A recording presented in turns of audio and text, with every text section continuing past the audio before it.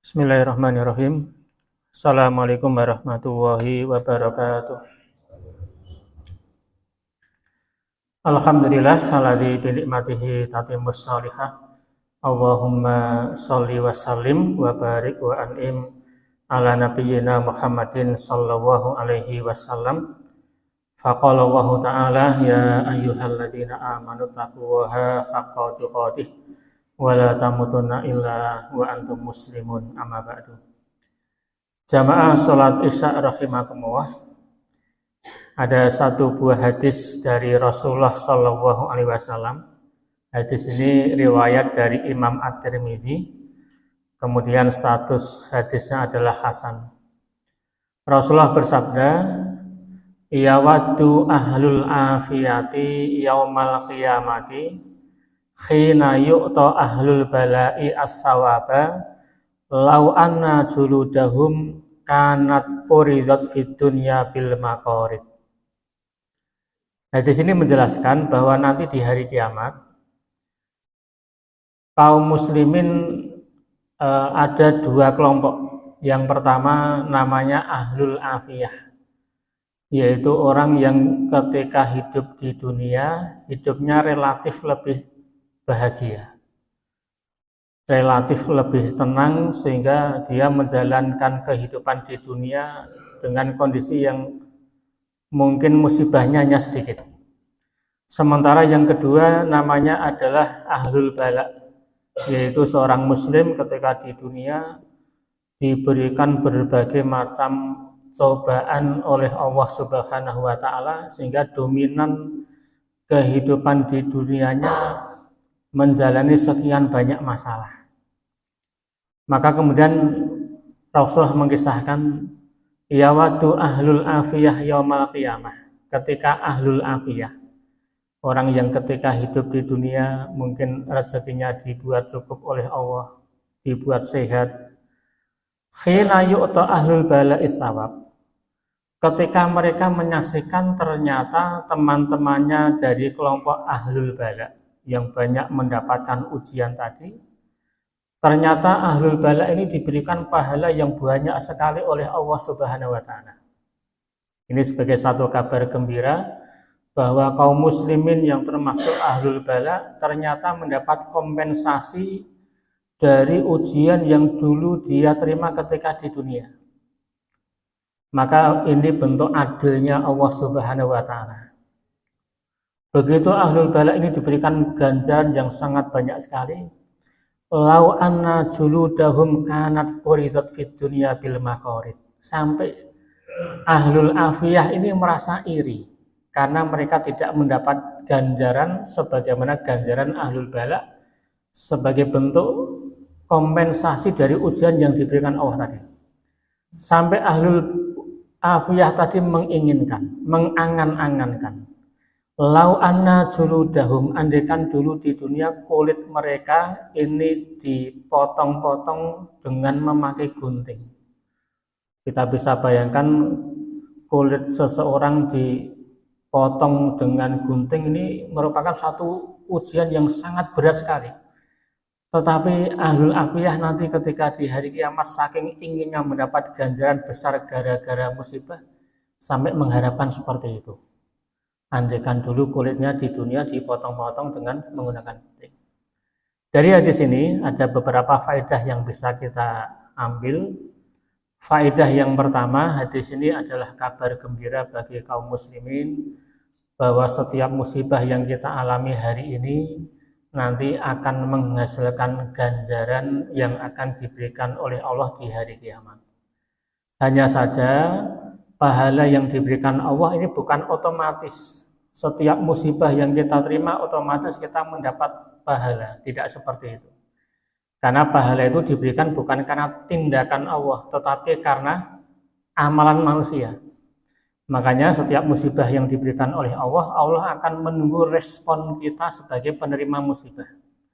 Makanya Rasulullah mengatakan, wa inna woha idza ahabba qauman ibtalahum. Ketika Allah mencintai suatu kaum, maka Allah akan memberikan ujian kepada mereka. Faman radiya falahur ridho. Kalau orangnya ridho, yang mendapat ujian tadi ridho, maka Allah pun akan ridho. Wa man sakhita falahu sukhtu. Tetapi barang siapa yang murka kepada Allah dengan musibah tadi, Allah pun akan murka kepadanya.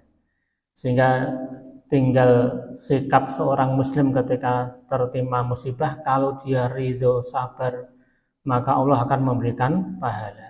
Tetapi sebaliknya kalau orang ini murka, justru Allah akan murka kepadanya.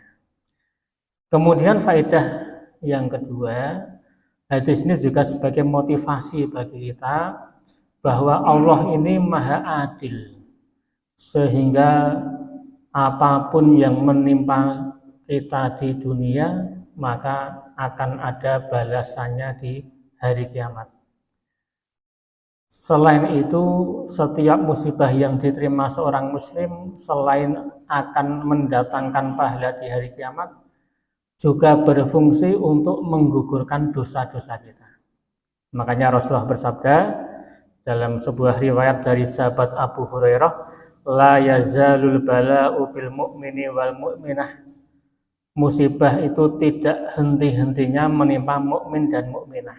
Jadi memang karakter mukmin dan mukminah itu memang tidak pernah berhenti mendapat musibah. Fi jasadihi, kadang musibah menimpa jasadnya berupa rasa sakit. Wa ahlihi, kadang menimpa anggota keluarganya. Wa malihi, kadang musibah menimpa hartanya. Hatta yalqawaha azza wa jalla wa ma'alaihi khati'ah. Sampai nanti orang ini menghadap Allah Subhanahu wa taala tanpa membawa dosa sama sekali. Dan memang ini sebagai satu sunnatullah. Ada sebuah ungkapan dalam syair berbahasa Arab, samaniyatun tajri alan nasi kullihim. Ada 8 peristiwa yang manusia pasti akan menghadapinya. Wala budda lil insani yalqas samaniyah. Mau tidak mau manusia pasti sepanjang hidupnya sampai nanti dia mati menghadap Allah akan terus-menerus dihadapkan kepada 8 peristiwa ini. Yaitu apa? Sururun wa huznun. Kadangkala bahagia, kadangkala sedih. Wastima'un wa furqatun. Kadangkala bisa berkumpul dengan orang-orang yang dicintai, tapi kadangkala juga berpisah, dipisahkan oleh Allah Ta'ala. Wa yusrun wa usrun. Kadangkala menjalani masa yang lapang, tapi kadangkala juga menjalani masa yang susah. Summa sukmun wa afiyah. Kadang juga menghadapi masa sakit, kadang juga menghadapi masa sehat. Ini 8 peristiwa yang akan dibolak-balikkan oleh Allah. Kadang bahagia, kadang sedih, kadang bisa berkumpul, kadang berpisah, terutama yaitu dipisahkan oleh ajal. Kadang juga dimudahkan Allah, kadang dibuat susah, dan juga kadang sakit, dan kadang dalam kondisi sehat. Makanya sebagai penutup, bahwa karena yang namanya musibah ini sesuatu yang tidak mungkin bisa dihindari. Tidak ada satupun manusia di dunia ini dalam kondisi bagaimanapun juga bisa lepas dari musibah. Makanya tugas kita sebagai seorang muslim, fokus saja dengan tugas kita sebagai seorang muslim. Tugas kita tentunya adalah mempertahankan takwa kita kepada Allah Subhanahu wa taala.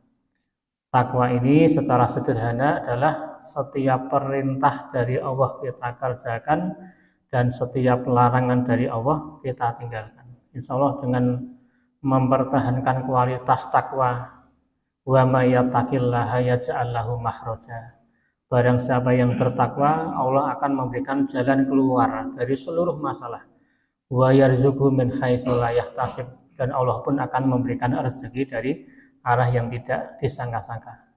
Tujuannya adalah agar penderitaan kita di dunia jangan sampai berlanjut menjadi penderitaan di negeri akhirat.